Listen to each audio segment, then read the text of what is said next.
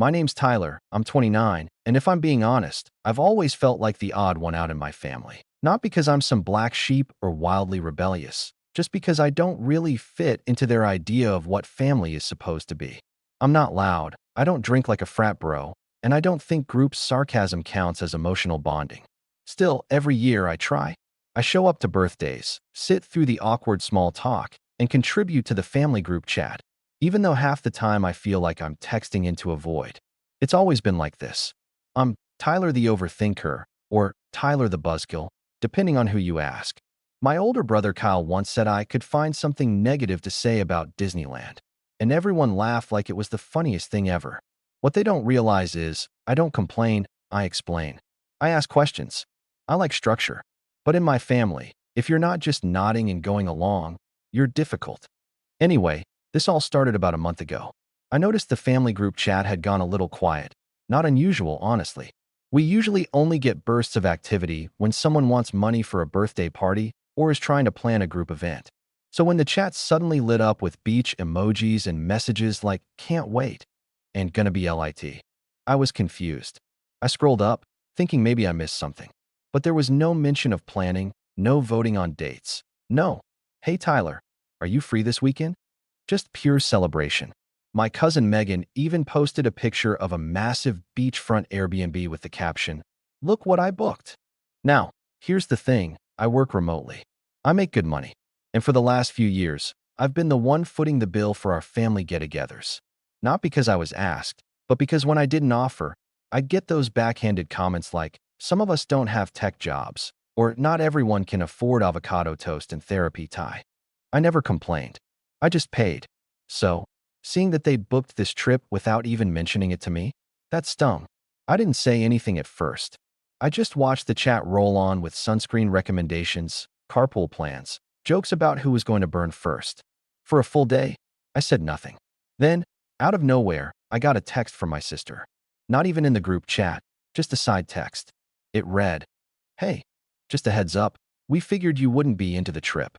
Didn't want the planning to stress you out like last time. You can still come if you want, but we figured you'd just complain like always." I just stared at the screen for a while. Complain like always. That line stuck to me like gum on the bottom of my shoe. Last time, I asked about splitting the cost fairly and suggested a better location with less traffic. That was me complaining.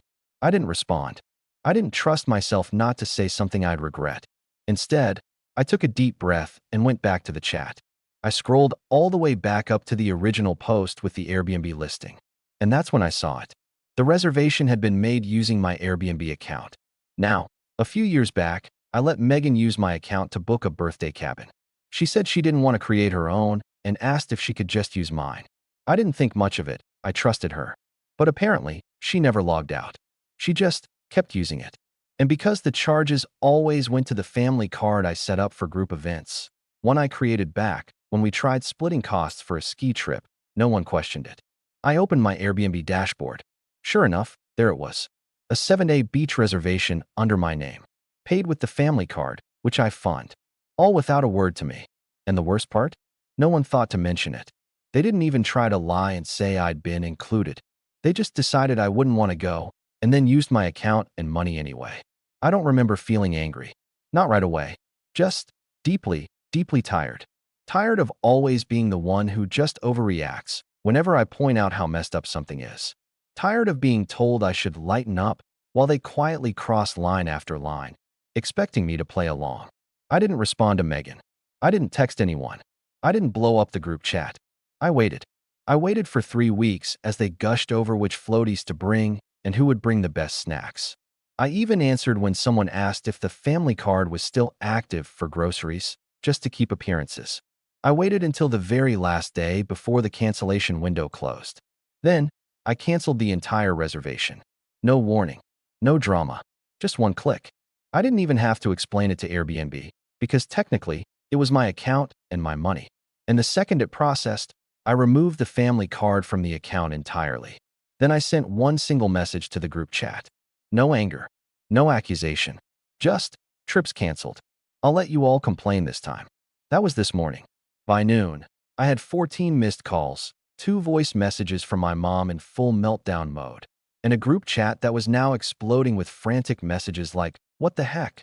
Who canceled this?" And Tyler? Kyle texted me directly asking if I'd lost my mind. Megan, to her credit, hasn't said a word yet. Probably still trying to figure out how I found out. I haven't answered anyone. Not yet. But I'm sitting here with my phone buzzing every few seconds, watching the chaos unfold. And for the first time in a long time, I don't feel like the odd one out. I feel in control. And that's when the doorbell rings. I look up from my phone, confused, because no one ever just shows up unannounced. But when I open the door, it's my mom. Now, to be clear, my mom showing up at my apartment is about as rare as snow in July. She hates driving in the city, says my place is too modern, and always complains that my building smells like chemicals. So we're standing on my doorstep, sunglasses still on, arms crossed over a floral beach tote. Isn't just surprising. It's surreal. She doesn't wait for me to say anything. "We need to talk," she says sharply, like she's the one holding the moral high ground. Then, without waiting for an invitation, she brushes past me and walks inside like she owns the place. I shut the door slowly behind her. My apartment is spotless, because I'd just done laundry and vacuumed the night before, but she still manages to wrinkle her nose like I'd left raw chicken out on the floor. I stay silent as she circles my kitchen like she's inspecting it, then finally turns to me, placing her bag on the counter like she's moving in. "Tyler," she begins, tone tight. "What exactly is going on?" "Megan said the Airbnb got canceled. The trip is tomorrow." I fold my arms, leaning back against the counter. "You're asking me that?" She blinks like I've spoken in another language. "Yes, of course I'm asking you. The reservation was under your account, wasn't it?" "Yup," I say. "It was." She shifts. "Well, then, why would you do something so childish? Everyone's panicking. Your aunt already took the whole week off, and Kyle's kids were so excited." I stare at her for a beat before responding. "And you all decided I wouldn't be invited because..." She rolls her eyes. "Oh, come on, Tyler. You always get stressed with these things. You never want to go. You pick apart the logistics, and then you end up just sitting in a chair on your phone. We figured we'd spare you the hassle. That's all." "You mean you figured you'd make a decision about me, for me, without actually speaking to me?" "Don't twist my words," she snaps. "You always do this. You always act like you're being excluded, like you're some martyr, when all we've ever tried to do is make things easier for you." I can't help but laugh at that short, humorless. Easier for me? By using my account? My money? Booking a whole trip and not even telling me until after it was paid for? "Well, Megan didn't think you'd mind." "Oh, Megan didn't think I'd mind?" I repeat, voice rising slightly. "Megan used my Airbnb login from 2 years ago, booked a $4,000 house on a card that I fund, didn't tell me, and you're seriously here trying to make it sound like I'm the problem?" She bristles. "You didn't have to cancel the reservation. You could have come. We said you could still come." After I found out by accident, I cut in. After the group chat had already been making plans for 2 days. After Megan texted me that you all figured I'd complain like always. That's what this is really about, isn't it? You've all made up your minds about me, so I'm just the ATM with the bad attitude. She flinches at that, visibly, then softens. "Tyler, honey, that's not how we see you." I raise an eyebrow. "Really?" There's a beat of silence. Then she quietly says, "Well, maybe we haven't always included you the way we should have."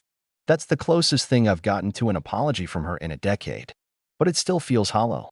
Like someone caught doing something wrong, not someone who's genuinely sorry. I walk over to the fridge, take out a bottle of water, and pop the cap. "So now what?" I ask, glancing at her over the rim. "You expect me to rebook it? Cover it again? Act like nothing happened?" Her lips purse tightly. "Tyler, you know they won't be able to afford something that nice last minute. The cancellation ruined everything. Everyone's upset. Kyle's kids were crying. I'm not responsible for everyone else's choices," I say. "You all made it clear I wasn't part of this trip. You made your plans. Now deal with the fallout." She glares at me like I've slapped her. "This is your family, Tyler." I look her straight in the eye. And maybe my family should have remembered that before treating me like I wasn't. She stands still for a moment, just watching me, like she's trying to figure out what to say next. But I think she finally realizes there's nothing left to say. Without another word, she picks up her floral tote and walks slowly toward the door. As she opens it, she turns slightly over her shoulder. "They're going to be really hurt." I nod once. Maybe next time, they'll think before they use someone and leave them out. The door closes with a soft click. I sit back down at my desk. My phone's still buzzing. Dozens of unread messages from Kyle, from Megan, from cousins who hadn't spoken to me in months suddenly pretending like they're just checking in. But I don't answer. Instead, I log into the Airbnb account, change the password, and permanently delete the family payment method. Just in case. And right as I'm about to close my laptop, a message pops up from my brother. One sentence. We need to talk. In person. I stare at it for a long time, fingers hovering over the keyboard. Then, just as I'm about to reply, there's another knock at the door. The knock this time is heavier.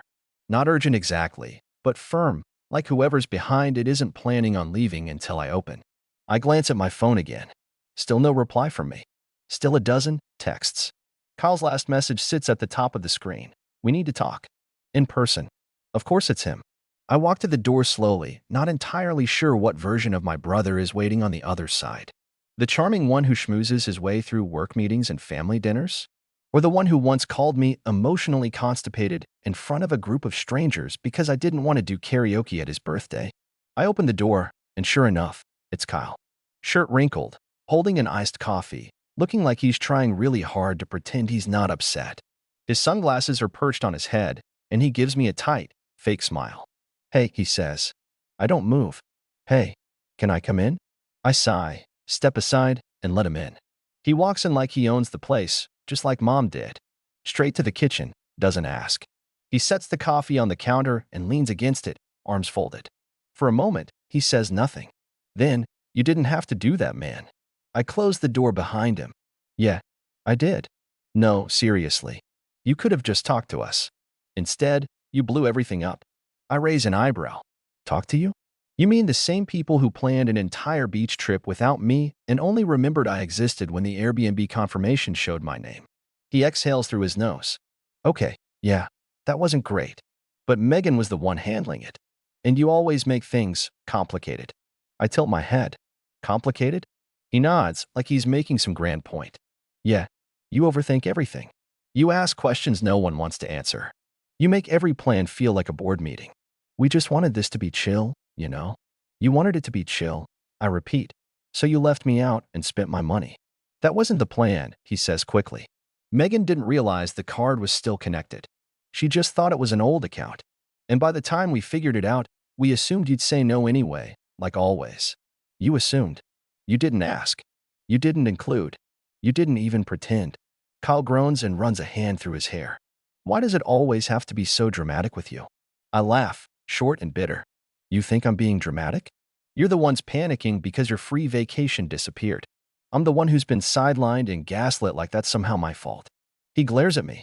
Don't throw around words you don't even understand. Oh, I understand perfectly, I snap. I understand that you all use me when it's convenient. I understand that you rely on my money but treat me like an outsider. I understand that the moment I draw a boundary, I become the problem. Kyle stares at me for a beat. Then, his tone shifts. Cold. Calculated. So what? You're just gonna ice us out over this. Depends, I say.